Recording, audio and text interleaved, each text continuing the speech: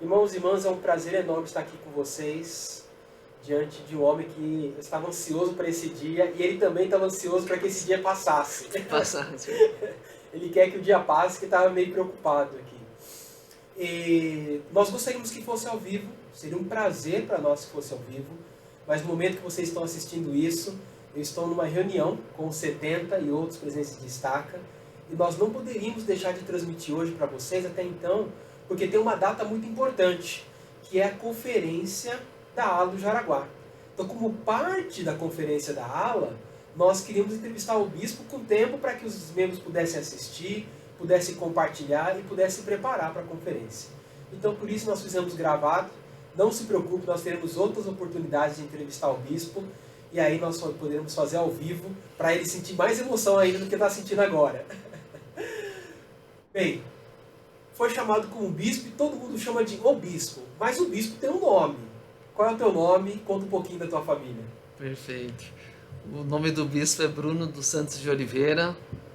Tenho 36 anos, sou casado há 10 anos com a Cláudia Oliveira.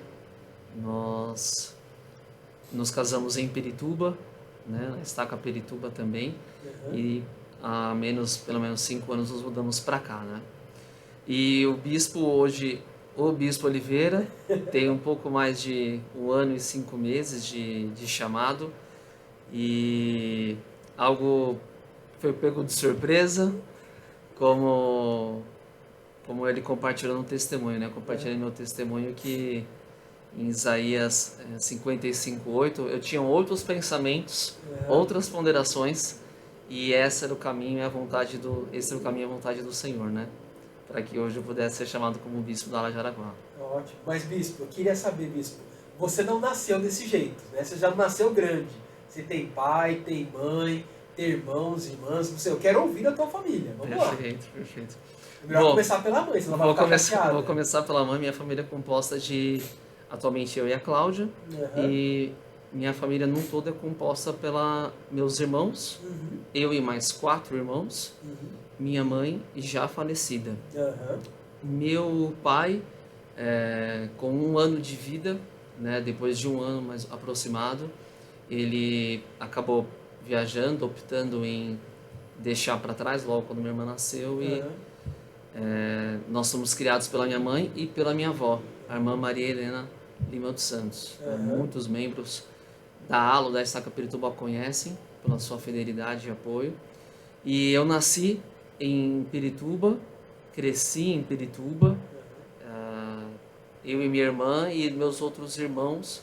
Depois de um tempo minha mãe se casou, se selou no templo, e depois disso tivemos mais 3 irmãos por parte de mãe, que hoje são a Jaqueline, que é da mesma mãe e do mesmo pai, e a Caterine, que é da mesma mãe, o Josias e o William. Esses são os meus 3 irmãos mais novos por parte de mãe. São todos membros da igreja? São todos membros da igreja. Felizmente fomos todos selados, né? Já na adolescência, minha irmã e eu fomos selados, a minha mãe e meu padrasto. Certo. E os meus irmãos então já nasceram no convênio. Hoje eles moram na ALA Cajamar, e a minha irmã é casada, tem 2 sobrinhos maravilhosos na ALA Vista Verde com José Ribamar. Tá, por causa a ALA Cajamar, se não me engano, é a mesma ala do Luciano Jorge. Perfeitamente, bispo Luciano Jorge, recém-chamado na ALA. Isso mesmo, ele foi membro aqui da Estaca, né? Isso mesmo. Do conselho. Que legal. Eu sabia, né, que a tua mãe era já falecida, né? E falei, mas começa pela mãe, senão ela vai ficar chateada, né? Sim.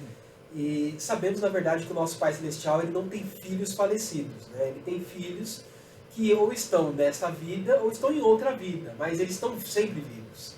Gostaria que você pudesse contar um pouquinho mais, né? Até que momento você teve com a tua mãe, até que momento que ela esteve cuidando de vocês, e quando foi que ela deixou vocês? Tá certo. Desde então, desde o falecimento, minha mãe sempre morou na mesma casa que a minha avó. Então, eu e minha irmã fomos criados juntos pela minha mãe, pela minha avó, pelos meus 2 tios, o Edno e o Edilson, e também pela minha tia Elza. Ela morava nos quintal dos fundos. E logo, pouco tempo depois, meu tio Edno voltou de missão, ele se casou, Então a casa ficou minha avó, minha mãe, a Jaqueline, minha irmã, e o meu tio Edilson. E minha mãe, ela cresceu já nessa fase adulta, já depois de nós estarmos grandes, né, digamos assim. Ela concedeu a oportunidade que a minha avó já tinha pedido para ela há alguns anos, de que eu e minha irmã fossem batizados. Então nós somos batizados aos 12 anos de idade. Frequentávamos com a minha avó desde os 10 anos, mais ou menos, só que minha mãe até então não sentia vontade. Então, depois de 12 anos de idade, minha mãe deixou com que a Jaque e eu nós pudéssemos ser sido batizados na igreja. E toda essa minha adolescência nós fomos criados pela minha mãe e pela minha avó. Porém, a minha mãe trabalhava, então quem cuidava de nós era a minha avó, que eu acabei acostumando de chamar de mãe. Então eu chamava minha avó de mãe e minha mãe de Nice, que era um apelido e um nome que pegou na família, entre amigos e membros da igreja. Sendo que, na verdade, quando você foi chamado bispo, e muitas outras vezes que ela veio aqui, eu tinha certeza que era tua mãe. Eu cheguei a cumprimentá-la, né, como tua mãe, e aí eu falei assim, não, eu sou a avó. Eu falei assim, avó, mas nossa, mas parece tão mãe, né? Então acho que funcionou, né, chamar de mãe. Funcionou, ela gosta muito. Era no caso o neto caçula, então tinha um carinho especial, uma atenção ali especial. E o meu avô também, antes de falecer, pediu com que ela tivesse uma atenção muito especial com o menino. Né? Minha avó conta que teve, em um dos sonhos que ela teve, e uma situação, uma decisão muito difícil que ela tinha que tomar, qual caminho ela tinha que ir, ele aparecia no sonho e falava para ela o caminho da criança. E a criança era o meu lado, era o lado onde eu estava. E isso foi um testemunho e uma afirmação e um cumprimento de promessa, eu acho, da minha avó também, do pedido do meu avô, de ter essa atenção, esse cuidado, né, comigo. E então depois minha mãe, felizmente, conheceu o membro da igreja, o Eduardo, eles namoraram e se casaram. Quando minha mãe se casou, eu então fui morar com a minha mãe, eu e a Jaque. Então na casa ficou minha avó e meu tio Edilson. Porém, como era praticamente no mesmo bairro, era tudo da mesma ala, e ainda aquela questão de vó sendo mãe, eu ainda dormia muito na minha avó e não dormia na casa da minha mãe.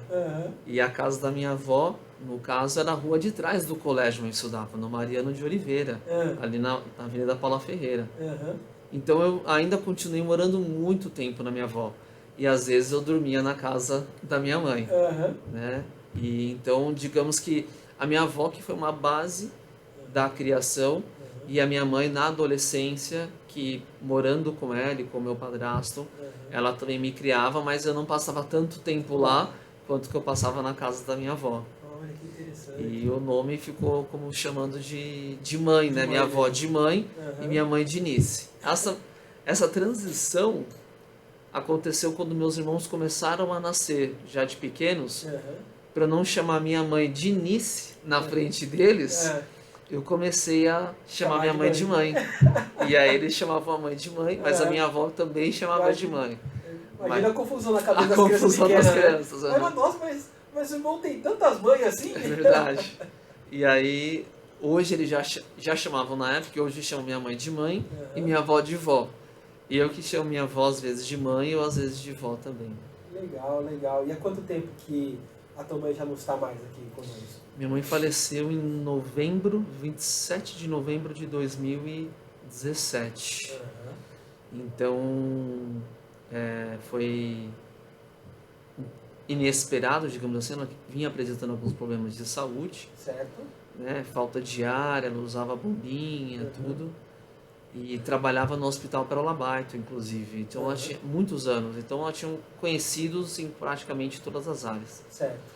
E ela não estava muito bem de saúde, questão de pressão, diabetes. Ela estava também um pouco acima do peso. E então minha mãe certa vez não estava passando muito bem. No próprio hospital o médico pediu com que ela ficasse internada naquela noite. E minha mãe, pensando nos meus 3 irmãos pequenos, que estavam sozinhos em casa, que o meu padrasto tinha ido buscar ela, ela ainda assim não quis ficar no hospital, para fazer um acompanhamento, uma supervisão e até mesmo uma inalação para ajudar com a falta de ar. Certo. E então ela resolveu voltar para casa e naquela mesma noite ela teve alguma dificuldade financeira, então ela pediu recurso de ajuda com o Uber, né? E pediu, e foi a última vez com que eu falei com a minha mãe.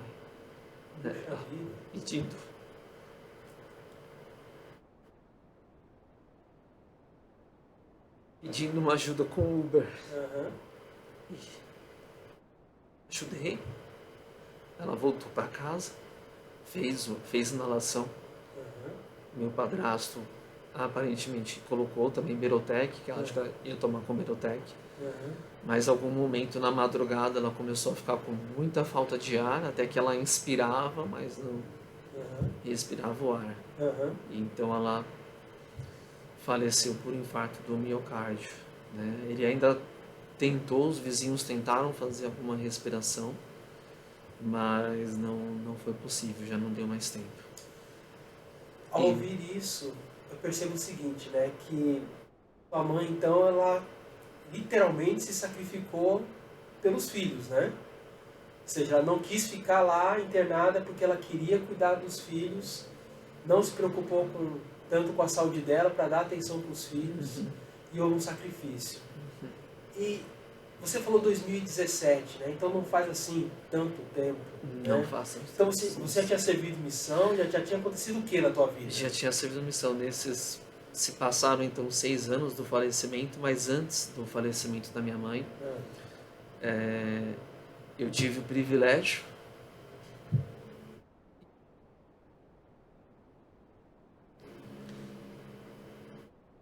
e ela também teve o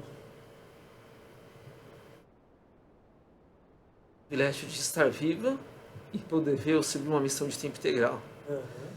Eu saí em missão em 2006, setembro de 2006.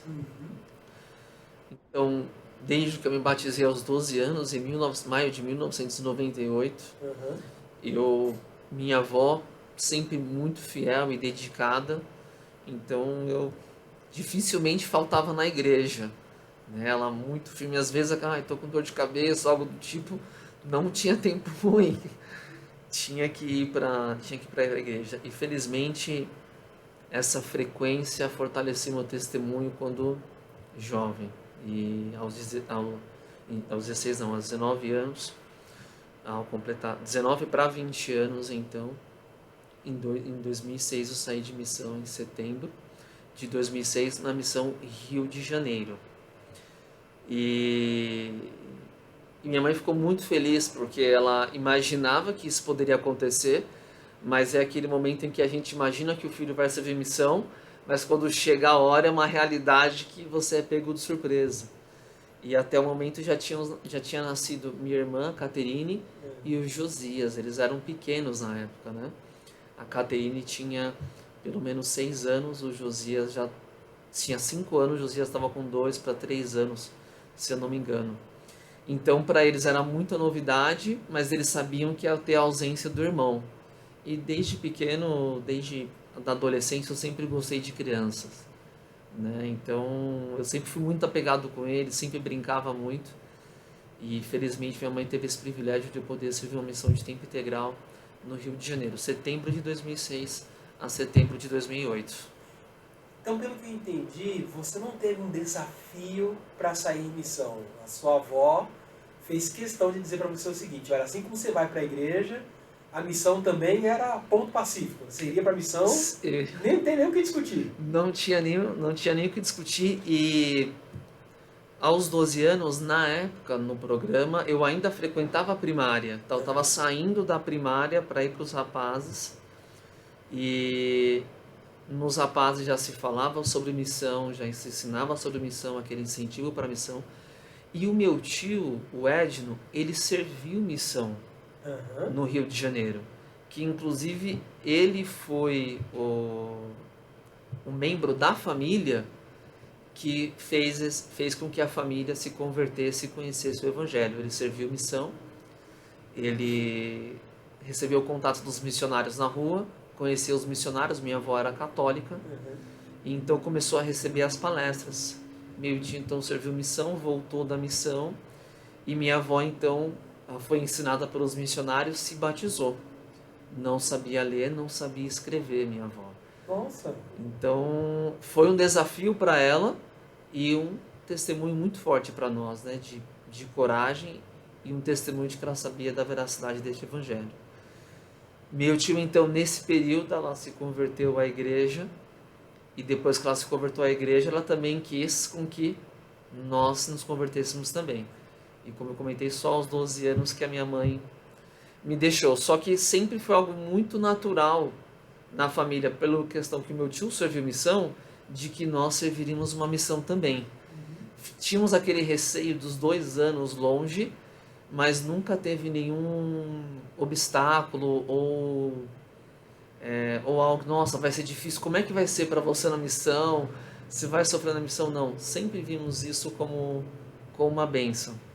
E então desde a época da minha ORM, a minha avó sempre muito firme, e tem uma partícula, digamos, de fé e testemunho também da minha mãe, que eu senti essa maturidade dela também, vésperas da missão, que independente das circunstâncias, o propósito era sempre estar na igreja. Minha avó não sabia dirigir, tinha dificuldade às vezes para andar um pouco, faça chuva ou faça sol, ela estava na igreja. Minha mãe fazia chuva, fazia sol, também estava na igreja. Doente, com dores de cabeça, com cansaço, sempre ia à igreja. Então deu para perceber assim, se a tua família, né, se a tua mãe e a tua avó levavam com essa seriedade o compromisso de ir para a igreja, isso foi incutido em você, então ir para a missão era tão natural quanto ir para a igreja. Foi muito natural, presidente. E eu digo que se tornou muito natural por um acompanhamento dos presidentes dos rapazes e do bispo na época, né? Na época, um pouco antes da missão, era o bispo Camargo, esposo da Marisa Camargo. Ele era o bispo e os filhos deles também estavam na fase de ORM, então tivemos muita amizade nesse período da adolescência. Então, os irmãos do Lucas Camargo, por exemplo, estavam indo para a missão, alguns voltando, e isso foi incutindo, como você disse, muito natural para a gente. E naquela época era muito forte o trabalho do missionário de ala, 17, 18 anos, muito forte. E eu me engajei bastante nisso. Então eu servi bastante como missionário de ala, e quando eu completei 17 para 18 anos, eu comecei a fazer uma preparação para a missão, com o apoio, no caso agora, do outro bispo, era o bispo Evandro, o bispo Silva, que era de fazer divisões com os missionários.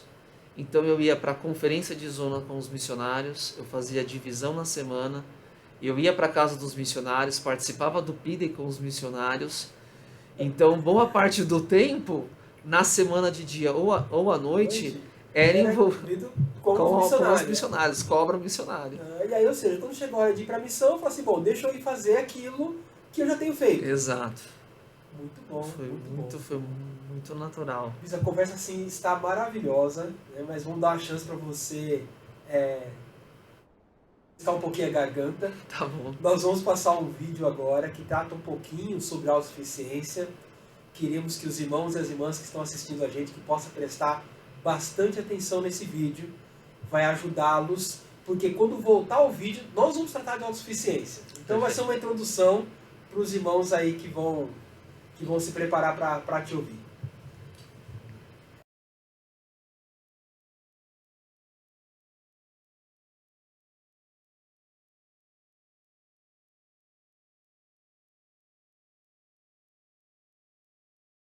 Olá, nós somos a Autossuficiência Brasil e a nossa missão é te ajudar a alcançar suas principais metas pessoais, profissionais e educacionais. Para isso, oferecemos gratuitamente diversos recursos que vão te orientar, preparar e fortalecer para enfrentar e vencer todos os seus desafios. Cursos de autossuficiência, Os cursos de autossuficiência acontecem em pequenos grupos. Eles se reúnem para ajudar a edificar as habilidades e a fé de cada participante. Um grupo, geralmente, tem de 8 a 12 participantes e se reúne por 12 semanas. São os seguintes cursos: Educação para um emprego melhor,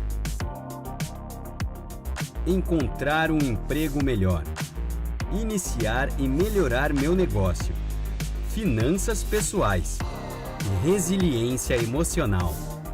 No curso Educação para um emprego melhor, você aprenderá como escolher uma profissão alinhada ao seu perfil, como financiar os seus estudos e como tornar as suas horas de estudo mais eficientes.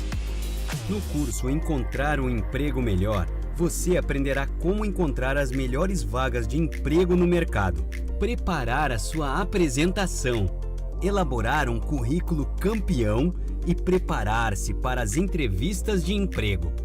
No curso Iniciar e Melhorar Meu Negócio, você aprenderá como avaliar se a sua ideia tem chances de se transformar em um negócio rentável e como melhorar as suas habilidades para administrar melhor o seu negócio e fazê-lo crescer. No curso Finanças Pessoais, você aprenderá como organizar as suas finanças, pagar suas dívidas e investir para o futuro. No curso Resiliência Emocional, você aprenderá como manter a sua mente sadia e forte para enfrentar os desafios do dia a dia e alcançar as suas metas. English Connect. O English Connect é um curso de inglês gratuito em aulas semanais de 90 minutos, conduzidas por um professor com habilidades para o ensino da língua inglesa. Possui 3 níveis: básico, intermediário e avançado, cada um com duração de 25 semanas. Os 2 primeiros níveis são completamente gratuitos. O terceiro nível tem um pequeno custo. Você também pode escolher entre utilizar o material didático baixado do site sem custo algum ou pagar um pequeno valor pelo material impresso. PAI, Busca Acelerada de Emprego. A BAE é um programa que proporciona a qualquer pessoa a aprendizagem de técnicas que irão acelerar a sua busca por um novo emprego, ao mesmo tempo que é acompanhado por um facilitador, que participa de um grupo de ajuda mútua para a empregabilidade que se reúne frequentemente. Programa de Recuperação de Dependências. É um grupo de apoio para te ajudar a vencer qualquer hábito indesejado, tais como vício em pornografia, drogas, bebida alcoólica, cigarro, compulsão por jogos, entre outros. Nele, você terá o apoio necessário para vencer os seus comportamentos indesejados. E os encontros são sigilosos, de modo que você não precisará expor o seu problema caso não se sinta confortável. É um ambiente de apoio, sem julgamentos. Todos esses recursos estão agora à sua disposição. Para mais informações, acesse autossuficiencia.org.br.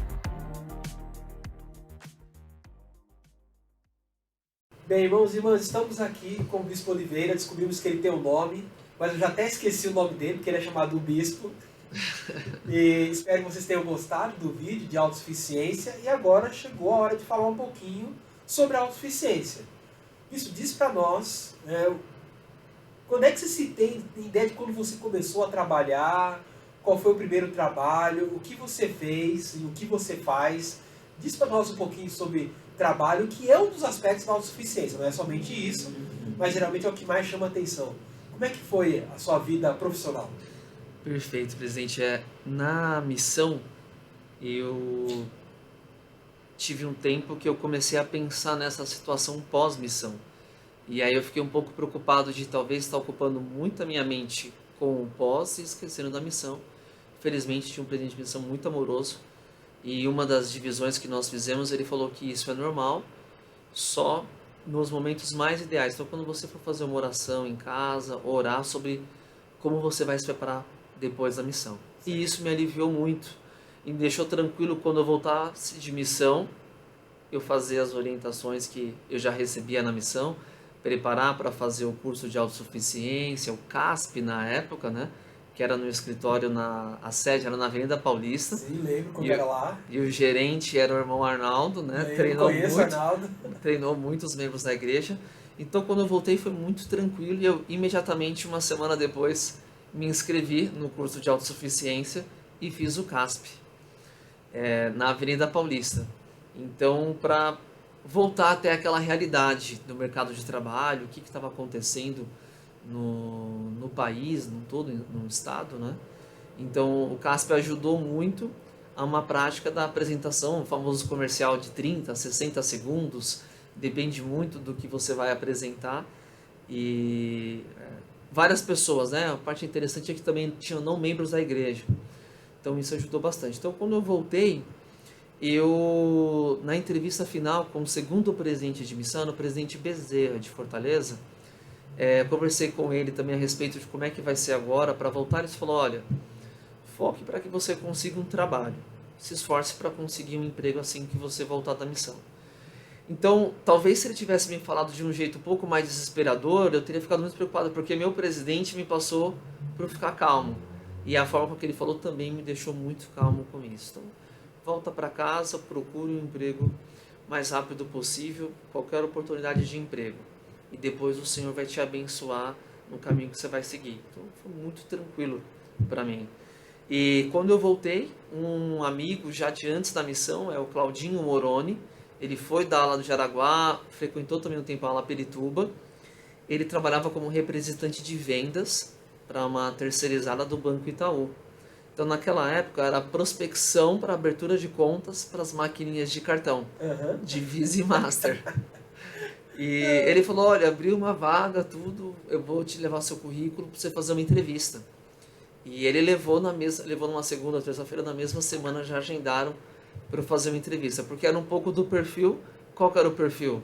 Fazer prospecção na rua, facilidade para falar com as pessoas, não ter tanto receio, convidar as pessoas a ter conta no banco, para poder beneficiar elas de passar o cartão, tanto Master quanto Visa. Então, caminhou essa como uma primeira oportunidade, digamos, de emprego pós-missão.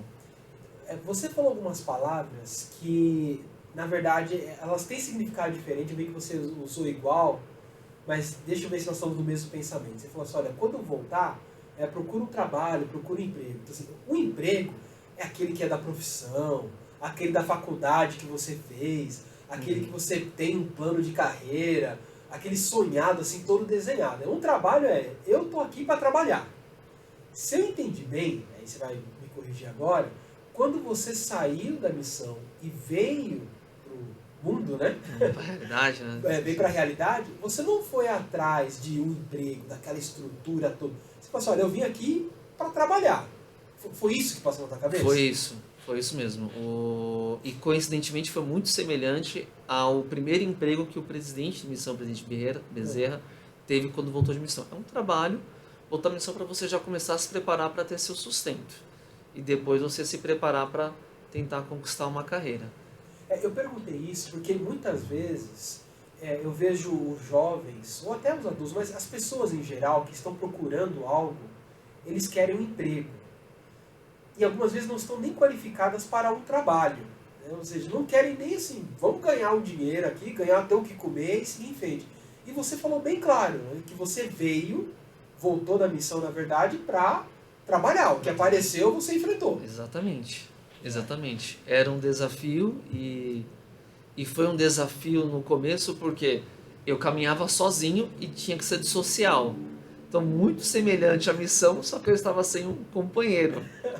E isso no começo, a gente está falando de 2 a 3 meses no máximo, assim que eu voltei de missão. Então, para mim, particularmente, teve um período de desafios nessa questão de você às vezes estar sozinho. Na missão, você sempre tem alguém para compartilhar, trocar alguma experiência, risada ou algum desafio que aconteceu. Né? Você está me dizendo, então, que com 3 meses que você voltou da missão, você já começou a trabalhar? O primeiro emprego aconteceu com 1 mês. 1 mês? Eu voltei, esse mesmo trabalho eu já consegui com 1 mês.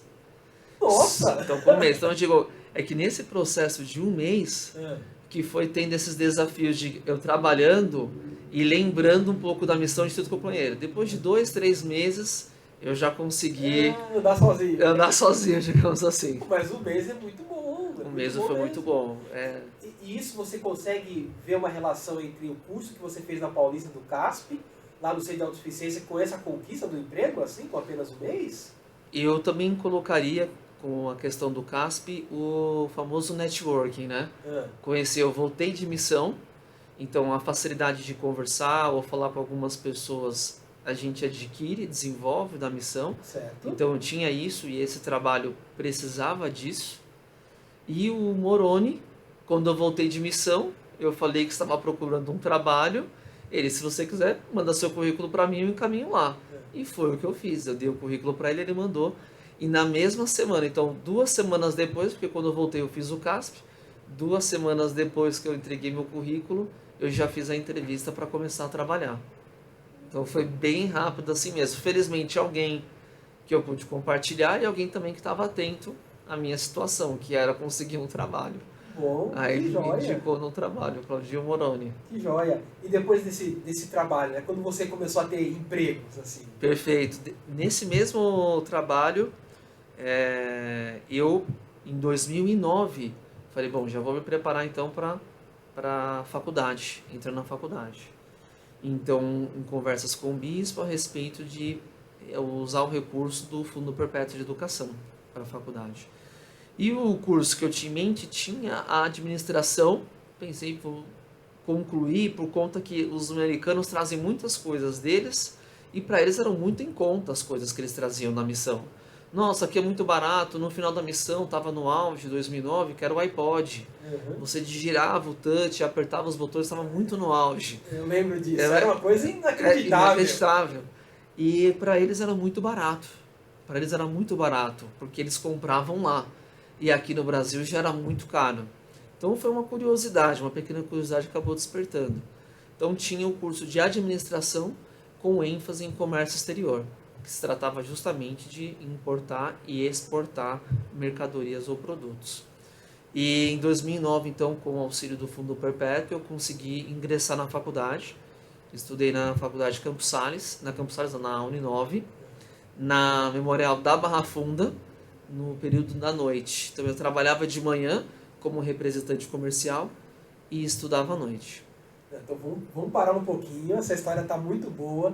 Eu tenho certeza que a Carol, que é nossa especialista de autossuficiência da Estaca, ela está vibrando, ela está comemorando aqui a sua história com a autossuficiência. E vamos, já que você falou sobre o Fundo Perpétuo, nós vamos passar um vídeo agora que vai falar sobre o Fundo Perpétuo. Vamos ver agora irmãos, então assistam esse vídeo, vocês vão entender o que o bispo está falando. Mudou um pouco a característica, mas o propósito continua o mesmo, que é ajudar os jovens a poder estudar. Então vamos para o vídeo, vamos assistir esse vídeo aí, e aí nós vamos voltar nesse assunto da autossuficiência. Olá, vamos entender como o Fundo Perpétuo de Educação funciona e o caminho para adquirir o empréstimo. Lembre-se que o Fundo Perpétuo de Educação é um empréstimo. Sugerimos que antes de solicitar o FPE, considere oportunidades de bolsas oferecidas pelas instituições de ensino ou pelo governo.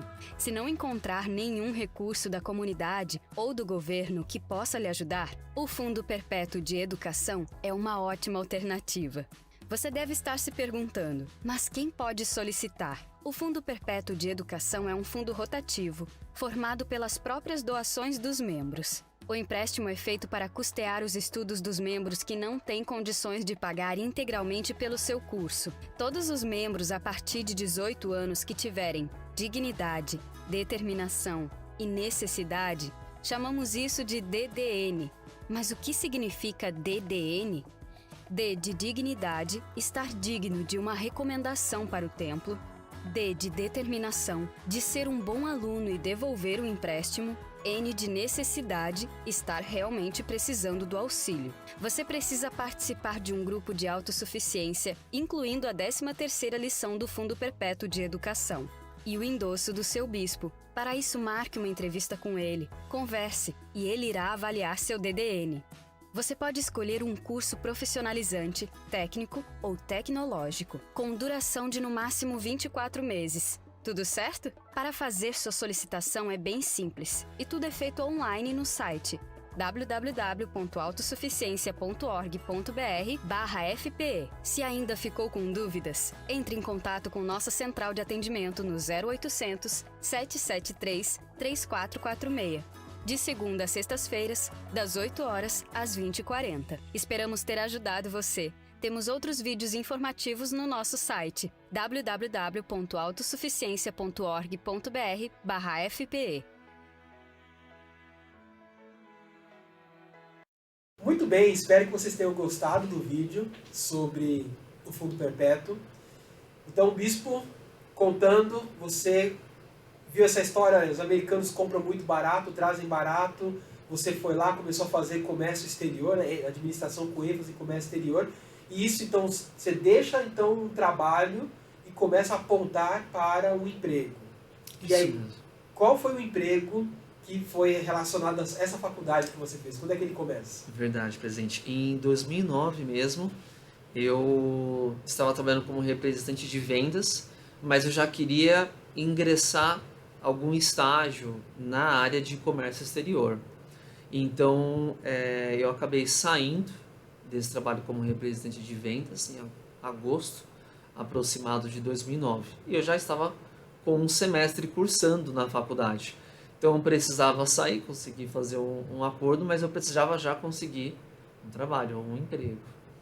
E, felizmente, um colega da faculdade, ele soube que eu já não estava mais trabalhando, e eu comentei do meu interesse com ele, ele indicou meu currículo também na empresa que ele trabalhava. Era uma comissária de despacho.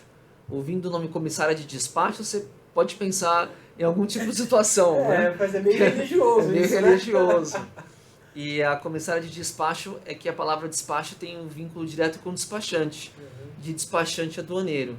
Despachar mercadoria, despachar carga, despachar container. E então eu consegui, pouco tempo depois, fiz uma entrevista, usando as mesmas técnicas também, ensinamento do CASP que eu aprendi, comercial de 30 a 60 segundos, o meu desejo também de conhecer, e sabia também que eu não tinha experiência ainda prática na área, apenas teórica, que estava começando ainda a faculdade. Fiz a entrevista e, para minha felicidade, eu fui contratado como estagiário de comércio exterior. Era estagiário de comércio exterior, depois que mudou. E eu fiquei trabalhando 1 mês e meio como estagiário, era na Boa Vista, na avenida, no centro, como estágio. Então eu entrava às 9 e saía às 16 horas, e à noite ia para a faculdade normalmente. E depois de 1 mês e meio, acredito eu que a empresa também estava decolando. Felizmente eu também fui promovido para auxiliar de importação. Então eu tinha uma carga horária das 9 às 4, um salário interessante para um estágio, e depois eu fui contratado como auxiliar de importação, nessa mesma comissária. E era a mesma comissária que trabalhava esse colega meu da faculdade. Né? Então fortaleceu também um pouco mais ali da amizade, e também não deixei. E ele ainda não é batizado, ele conhece dos princípios, por conta também do meu convívio e da questão que eu compartilhava com ele do Evangelho, né? Que joia, que joia. Desculpa, ia falar mais uma e só depois desse período, que foi mais aproximadamente, acho que 3 a 4 meses como auxiliar, aí eles também fui promovido como assistente de importação. Aí eu fiquei uns 8 meses nessa mesma empresa, na comissária de despacho, na Mundial Express, aproximadamente 1 ano, num todo 1 ano e 2 meses, mais ou menos. Mas eu saí de lá, mudei de emprego já como assistente. Olha, esse CASP transformou mesmo a sua vida. O CASP foi muito foda. A autossuficiência, os princípios da autossuficiência e as bênçãos de ter servido uma missão honrosa, uniu e conduziu mesmo para um futuro brilhante. Parabéns, Bispo. Muito obrigado pela tua experiência. Bispo, nós estamos falando muito na estaca sobre Isaías 58. Fala sobre o jejum. Fala também sobre a frequência, sobre o domingo, dia do Senhor. E você já teve a oportunidade de receber treinamentos, de ler o próprio Isaías 58, de jejuar, tenho certeza disso. Eu gostaria de ouvir as tuas experiências sobre esses assuntos que são abordados em Isaías 58, o jejum, a frequência à igreja e tudo mais. Fica à vontade, Luiz. Quais são os seus sentimentos sobre isso? Presidente, eu aprendi na missão, naturalmente nós sentimos isso, que você vai adquirindo uma maturidade espiritual, maturidade também como pessoa, e após a missão também não foi diferente, você vai adquirindo uma maturidade pessoal, também com mais responsabilidades, e também espiritual. E quanto a esses mandamentos, isso eu vejo que foi uma coisa que eu naturalmente enxergo quando eu comecei a ter um pouco mais essa maturidade e a ver que eu tenho que manter ou até melhorar.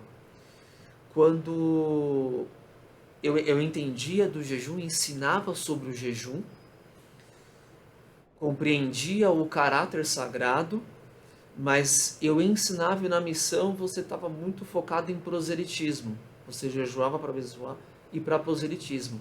Quando você volta de missão, são diversos propósitos que você jejua.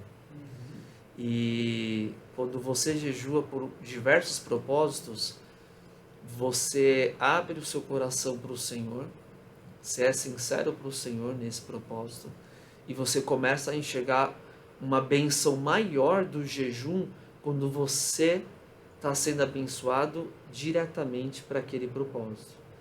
Então, a questão, por exemplo, do trabalho dessa primeira empresa comissária, eu fiquei 3 meses sem trabalhar. E eu fiz um jejum, não só um, como vários jejuns, com o propósito de conseguir um emprego.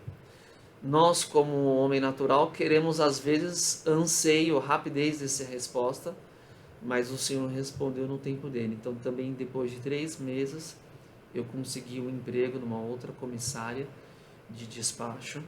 E hoje eu tenho certeza, né? Esse é um dos jejuns que mais me impactou, que foi esse jejuns com o propósito de conseguir um emprego depois desse período, porque a faculdade já tinha aumentado as parcelas, né? Eu já estava fazendo a faculdade, não podia parar, e fazer o jejum com esse propósito. Então, aquilo fortaleceu ainda mais meu testemunho sobre o jejum.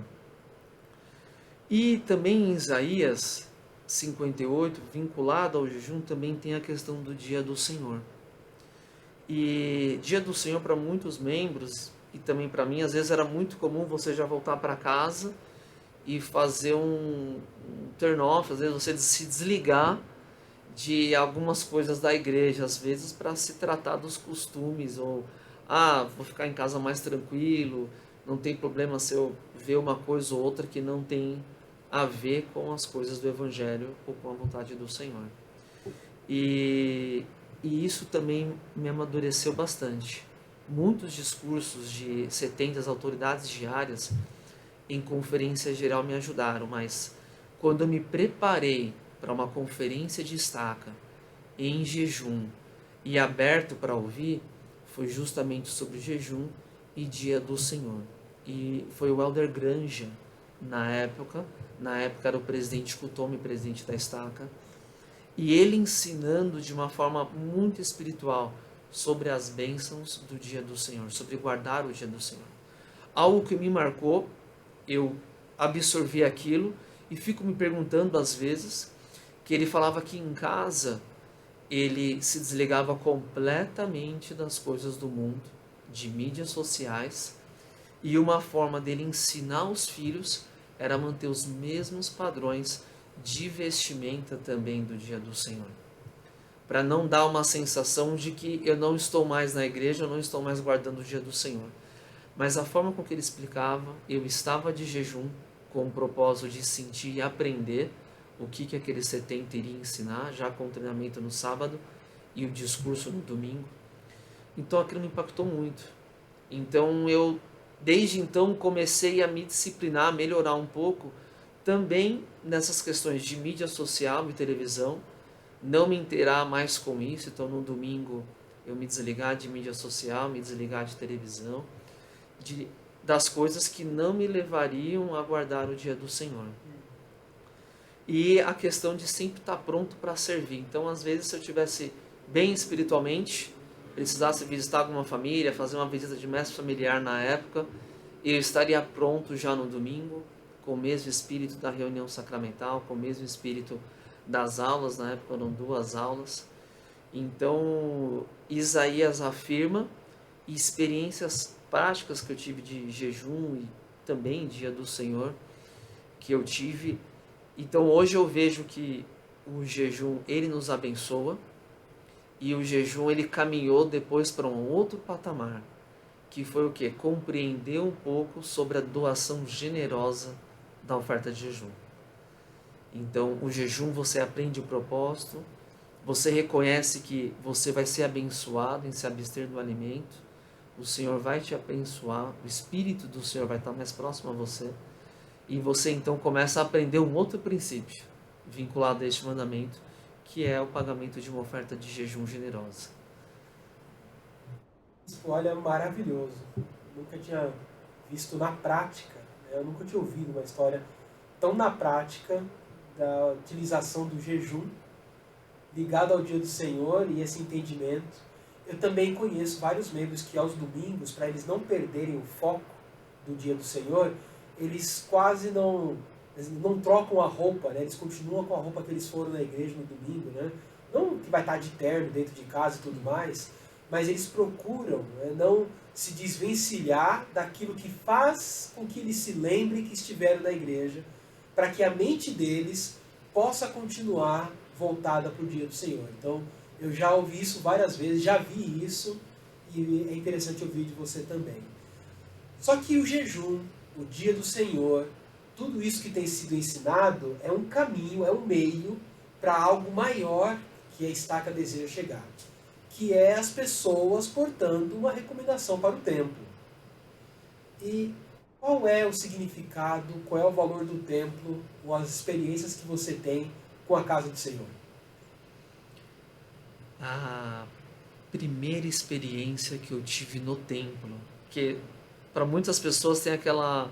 O primeiro é o que fica, né? O primeiro de muitas coisas, e acho que aqui despertou um testemunho maior do templo, um amor maior pelo templo, foi quando eu tive a graça de entrar no templo portando uma plaqueta como missionário. Ela era Elder Oliveira, e no templo eu tive uma experiência muito significativa na sala celestial. Eu já tinha ido no templo para receber minha própria investidura antes. Foi muito interessante, é um aprendizado novo, mas incutiu tanto essa primeira experiência porque ela tem uma relação direta com o próprio Salvador Jesus Cristo. A gente pode ter experiência no templo de diversos aspectos ou com pessoas, e comigo foi com o próprio Salvador Jesus Cristo, né? Uma experiência muito particular. Então, desde então, foi o que me fortaleceu muito. E um outro ponto depois que me fortaleceu é que na missão Rio de Janeiro não tinha templo. Então eu fui 2 vezes no templo como missionário, no templo de São Paulo e no templo de Campinas. E depois eu fui para o campo missionário. E nesses 2 anos no Rio de Janeiro ainda não tinha templo, e os missionários não podiam sair para frequentar os templos fora da sua missão. E quando todos os missionários, quando se tratava de templo, todos ansiavam por voltar e passar no templo. Então isso ainda me ansiou e fez ter um prestígio muito maior sobre o templo. Uma outra experiência que eu tenho sobre o templo é um testemunho que eu adquiri da minha mãe, é que meu irmão mais novo, William, quando o mais novo, ele sempre foi muito agitado, muito mesmo. E a minha mãe sempre gostava de ir fielmente ao templo, sempre. Só que nem sempre tinha alguém para ficar com eles. E às vezes minha mãe, sempre sorridente, ela é conhecida pela gargalhada que ela tinha e tudo, conversava às vezes com os membros e pedia para algum membro olhar o meu irmão enquanto ela passava na sessão. E para ela, a maior felicidade que ela tinha era ver o meu irmão correndo. As pessoas podiam olhar fazendo bagunça, mas para ela é correndo no jardim do templo, um local onde foi consagrado e dedicado. Então, isso me marcou muito. Eu lembro até hoje que ela falava desde pequena. Às vezes isso me incomodava. Nossa, por que ele está correndo? E depois eu fui compreender que era mais importante o meu irmão estar lá no jardim do templo, mesmo pequeno, sem saber o que ela fazia lá no templo, mas ele estar lá no templo para que ela pudesse passar no templo. Então eu tive esses testemunhos, tenho esse amor e acho que um amor maior ainda pelo templo, uma dedicação maior pelo templo, foi quando eu recebi uma carta da presidência da área no ano passado, de que, estimado Helder Oliveira, você está sendo convidado a estar presente na visitação do templo do Rio de Janeiro.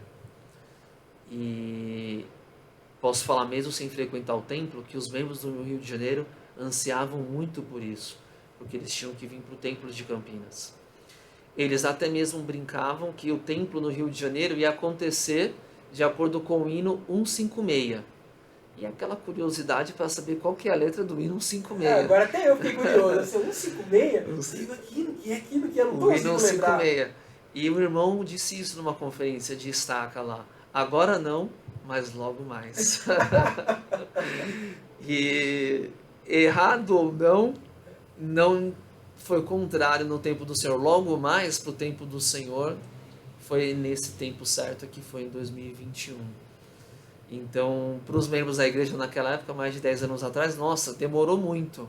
O Senhor talvez não enxerga dessa forma. Então, o templo é a casa do Senhor, é onde nós renovamos esses convênios sagrados, é onde eu tenho a felicidade, e eu acho que foi graças ao templo, o selamento no templo, que me deixou muito confortável com o falecimento da minha mãe. Porque quando minha mãe faleceu, eu fui na casa ao lado e meus 3 irmãos sozinhos, sem saber o que estava acontecendo, mas sabiam que a minha mãe tinha falecido. E aquilo me impactou muito.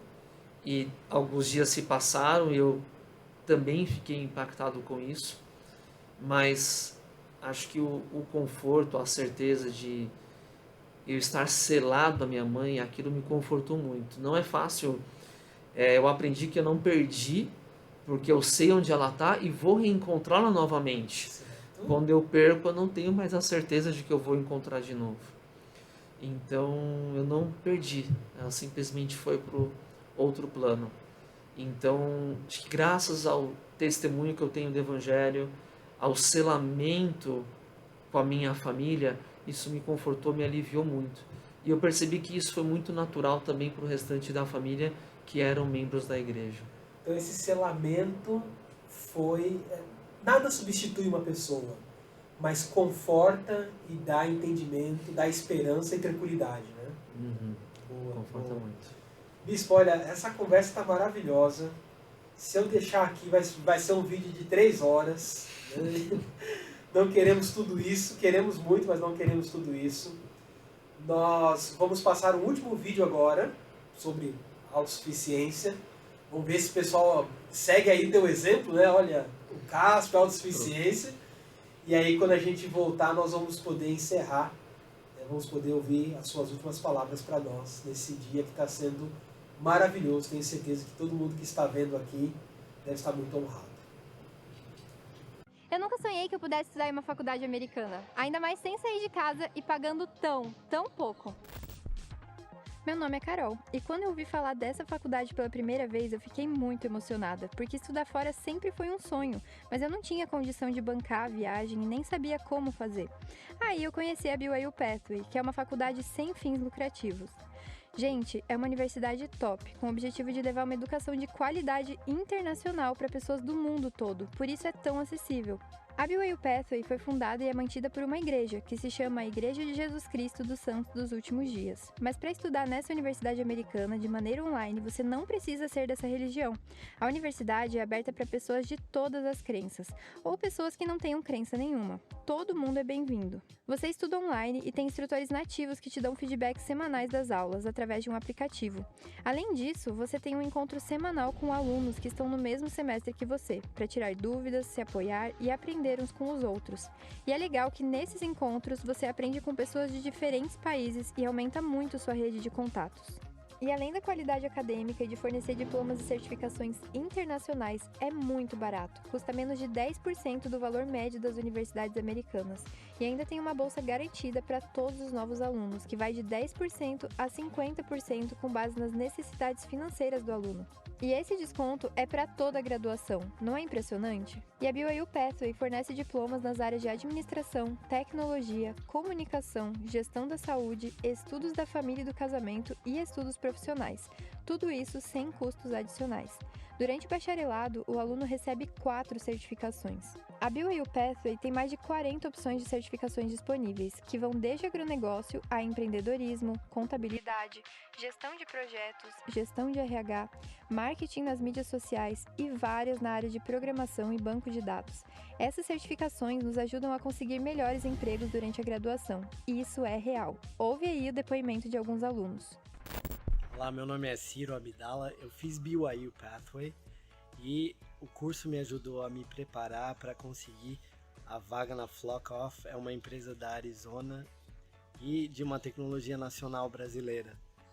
Então recomendo a BYU Pathway para todos aqueles que querem conseguir uma boa colocação. Hoje eu sirvo como vice-presidente de vendas de toda a América Latina da empresa, que me dá muitas oportunidades e me ajuda a prover para as necessidades da minha família. Eu sou a Letícia Leal e eu sou graduada pela BYU Pathway. Hoje eu trabalho remotamente como gerente de projetos para uma empresa na Suíça. Meu nome é Dylan, eu estudei na BYU Pathway, hoje estudo na BYU Idaho e graças a isso eu consegui um emprego na Embaixada dos Estados Unidos em Brasília, onde tive uma entrevista toda em inglês e aplico inglês todos os dias em minha vida. Eu sou grato pela experiência e pela qualificação que eu obtive através da BYU Pathway. Eu sou arquiteta. Fiz a BYU Pathway com o objetivo de melhorar o meu inglês, mas o que eu aprendi durante o curso mudou a minha vida. Eu nunca imaginei que eu poderia trabalhar de forma remota, prestando consultoria de arquitetura para uma empresa fora do Brasil. Olá, meu nome é Leonardo Ovidio, sou do Rio de Janeiro, eu fiz o BYU Pathway e através desse programa eu tive a oportunidade de me especializar pela Universidade Harvard e também de fazer uma imersão no Vale do Silício, conhecendo outras universidades, participando de seminários como Stanford e Berkeley e conhecendo outras empresas de tecnologias mundiais na Califórnia. Através desse programa eu também hoje assumi uma posição de diretor global de um grande grupo de energia renovável canadense, sendo responsável por fornecer todas as diretrizes mundiais de cibersegurança. Programa maravilhoso, recomendo, um grande abraço. E meu nome é Carol, eu também fiz a BYU Pathway e hoje eu sou gerente de comunidade e social media de uma organização americana. A sede deles fica lá nos Estados Unidos, mas é um trabalho 100% remoto. Você também pode adquirir a sua graduação internacional e estudar sem sair de casa e por um ótimo custo-benefício. Acesse byupathway.org e se matricule para o próximo semestre. Não perca essa oportunidade.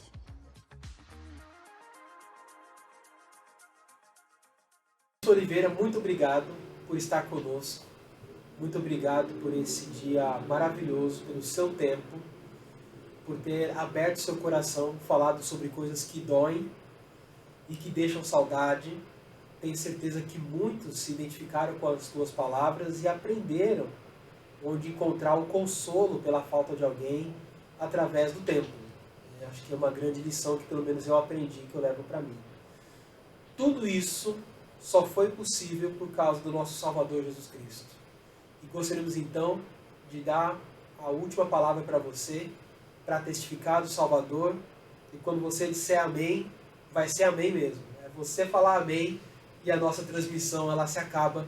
Fique à vontade, seu testemunho a respeito do Salvador Jesus Cristo. Sei que a Igreja de Cristo, nós testificamos da veracidade dessa igreja e algo que eu compreendi recentemente, nós testificamos muito de que a Igreja é de Jesus Cristo, mas muitos de nós devemos lembrar de que tínhamos um apelido de seus Mormons. E algo que me testificou muito foi quando o profeta pediu para que nós fôssemos claros e propagássemos às pessoas de que a Igreja de Jesus Cristo dos Santos dos Últimos Dias. O que talvez não nos atentávamos é que a Igreja sempre teve o nome do Salvador.